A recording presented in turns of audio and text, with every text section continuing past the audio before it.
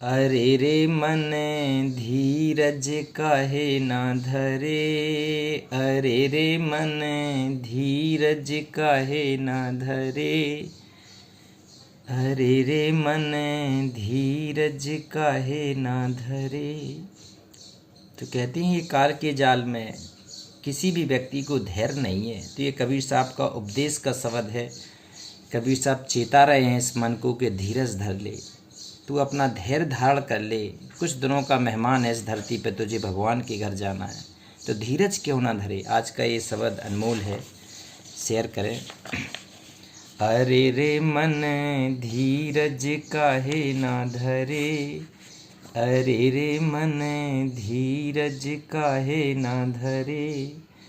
शुभ और अशुभ कर्म पूरब ले, रत्ती घटे ना बढ़े। अरे रे मन धीरज काहे ना धरे। अरे रे मन धीरज काहे ना धरे।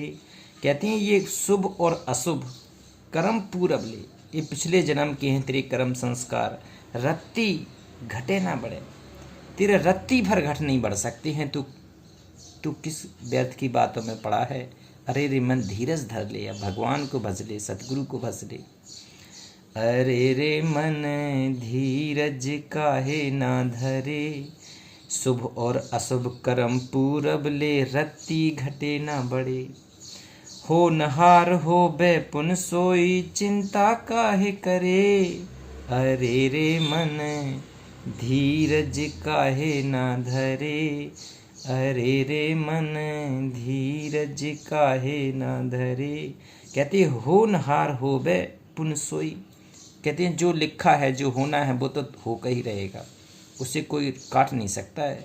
और चिंता काहे करे, जब जो ऊपर वाले ने तेरी नसीब में, जो भाग में तेरा जितना कुछ दाना पानी लिखा है वो तो हो रहा है, वही होगा। अब तू चिंता में अपना क्यों जल रहा है। चिता से बढ़कर बताइए चिंता, इसको छोड़ दे अब।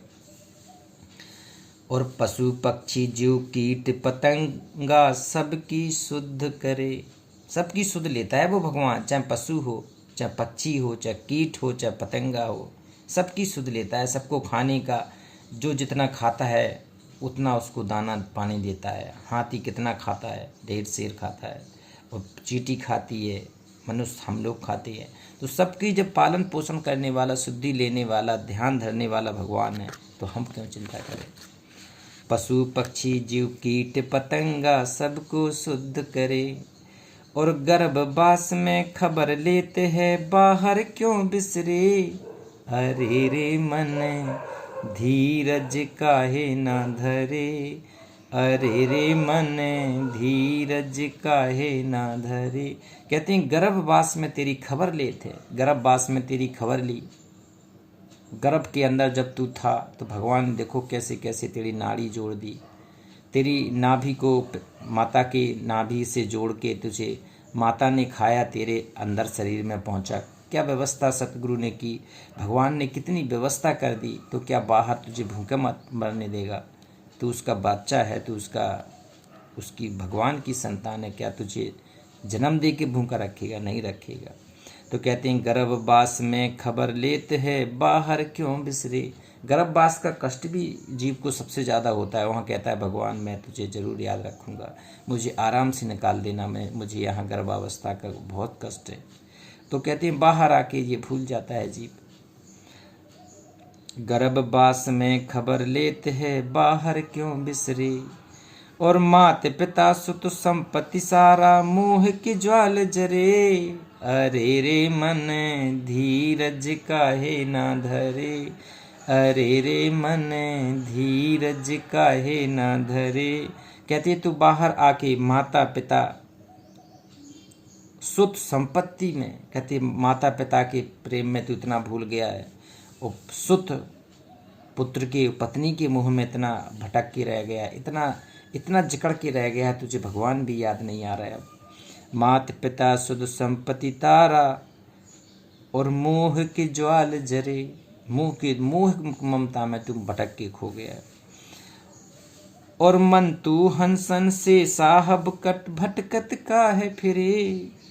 अरे रे मन धीरज काहे ना धरे, अरे रे मन धीरज काहे ना धरे। कहते मन तू हंसन से साहब के, तू हंस था भगवान का, तू हंस था उस सतगुरु का, सतपुरुष का, तू हंस था उस लोक का, सतलोक का, जहाँ से तू भटकत गया है काल के जाल में फंस के। ए हंसाते अमर लोक को पड़ो काल बस आए हो, देव स्वरूपी मने निरंजन तो राखा भरमाए हो। तुझे बहला फुसला के ले आया तो भगवान के घर चल। तो मन तू हंसन से साहब के, भटकत का है फिरे, तू क्यों भटकते घूमते फिर रहा है। ओ सतगुरु छोड़ और को ध्यावे, ओ कारज इग न सरे, अरे रे मन धीरज काहे ना धरे, अरे रे मन धीरज काहे ना धरे। कहते हैं सतगुरु छोड़ और को ध्यावे, कहते हैं सतगुरु की पूजा करना तूने बंद कर दिया और देवी देवताओं को तू पूज रहा है। 100 बरस सतगुरु की पूजा, एक दिन देव उपासी किसी देवता को, और वो अपराधी है सतगुरु का, काल की फांसी में पड़ेगा। तो कहते हैं सतगुरु छोड़ और को ध्यावे, कारज इक न सरे, तेरा कोई भी कार्य सफल नहीं हो सकता, तू भगवान को प्यारा भी नहीं हो सकता, तू उस सतपुरुष के घर का हंस नहीं हो सकता। और साधुन सेवा छोड़कर मन मेरे, कोटन व्याधि हरे।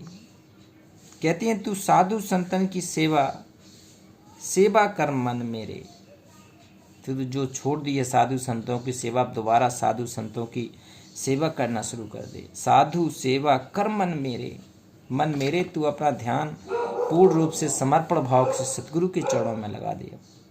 और कोटन व्याधि हरे, तेरे कष्ट, करोड़ों कर्म के संस्कार, करोड़ों व्याधियां, करोड़ों कष्ट तेरे सतगुरु यू 1 मिनट में हर लेगा, 1 मिनट में। ओ कहे कबीर सुनो भाई साधु, और सहज में जीव तरे, अरे रे मन धीरज काहे ना धरे, अरे रे मन धीरज काहे ना धरे। कहत कबीर सुनो भाई साधु, कबीर साहब अपने साधु संतों को समझा रहे हैं कि सहज में जीव तरे। अगर तूने गुरु को भगवान मान लिया, गुरु के आदेश से भक्ति करने लगा, गुरु को पूर्ण ब्रह्म परमेश्वर मान लिया, गुरु से बड़ा भगवान कोई नहीं है, गुरु सतगुरु ही सब कुछ पूर्ण भगवान है, सतगुरु ही सबसे बड़ा भगवान है। तो कहते हैं सहज में जीव तरे, सहज में जीव तर जाएगा, पार हो जाएगा भव सागर।